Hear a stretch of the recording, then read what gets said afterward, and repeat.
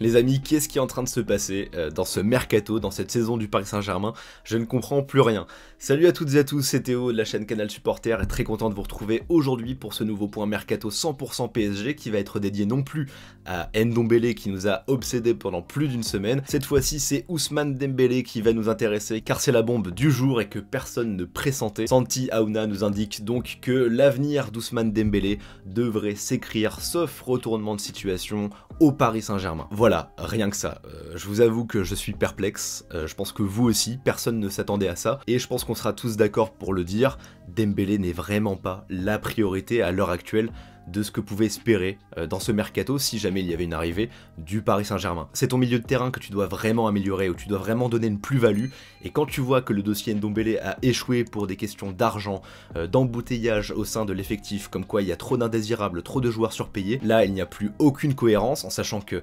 Ndombélé est en train de filer à Lyon, et que si Dembélé vient dès cet hiver, bah c'est au moins 20 millions d'euros d'indemnité de transfert, et si on attend encore une fois quelques mois pour l'avoir libre, certes tu fais encore une fois une opportunité de marché, tu prends un joueur beaucoup moins cher, voire gratuit, mais qui derrière va profiter d'une prime à la signature, d'un salaire juteux, car oui, c'était ça aussi le problème pour prolonger au FC Barcelone, c'est que déjà Dembélé avait un salaire de 14 millions, et il demandait 20 millions d'euros par an pour prolonger au FC Barcelone. Vous vous rendez compte? 20 millions d'euros après ces années de blessures, de retard, de petites fautes professionnelles qui se sont accumulées mais qui font que Dembélé à 24 ans n'est toujours pas le joueur qu'il espérait être, et vraisemblablement Paris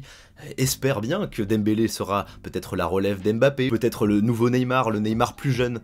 Voilà, je pense que c'est ce qu'espère Paris en misant sur ce profil qui certes peut jouer à gauche comme à droite, qui est très technique, qui a un talent monstre, ça ce n'est même pas le problème, je ne le remets pas en question, il a un talent indéniable et je pense que tout le monde est d'accord avec ça. Le problème c'est pas ça, c'est son professionnalisme, son implication, et franchement rien que de voir qu'il demande 20 millions d'euros pour prolonger au FC Barcelone, alors qu'il est arrivé pour plus de 100 millions et qu'il n'a jamais rentabilisé son transfert, pour moi c'est vraiment un manque de respect pour son club, et je comprends complètement, et je trouve ça même honorable, que Xavi et puis la direction du FC Barcelone lui ait dit mon coco, ça va pas se passer comme ça, on arrête de négocier,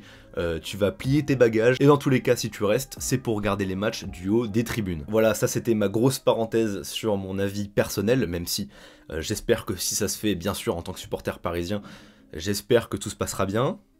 J'espère qu'il me donnera tort et qu'il fera autre chose que me faire rire, parce que oui, il me fait beaucoup rire, ça c'est sûr. Mais derrière, va falloir courir, va falloir être professionnel. Enfin voilà, je m'égare et on va terminer cette vidéo quand même sur les dernières infos en date, avec celle de Julien Ménard, lui aussi très bien informé, qui nous dit que des échanges ont bien lieu entre le FC Barcelone et le PSG, mais toujours pas de terrain d'entente pour cet hiver. A noter que le PSG aurait tenté d'inclure des joueurs dans le deal, mais encore une fois, c'est très compliqué parce que les joueurs ne veulent pas partir, et je pense que dans tous les cas, les autres clubs, que ce soit Tottenham ou le FC Barcelone, ne sont pas forcément intéressés par les joueurs proposés. De son côté, Fabrizio Romano confirme toutes ces informations et indique que les deux clubs vont poursuivre leurs échanges dans les prochaines heures pour essayer de conclure et de trouver un terrain d'entente. Voilà, ça a l'air bien parti tout ça. En tout cas, c'est ce qu'on retient aussi de toutes ces informations, c'est qu'il y a un accord verbal entre Dembélé et le Paris Saint-Germain. On sait aussi que Leonardo est fan de son profil, donc on verra bien si l'ami Léo est en train de réaliser ou pas une masterclass ou une disaster class.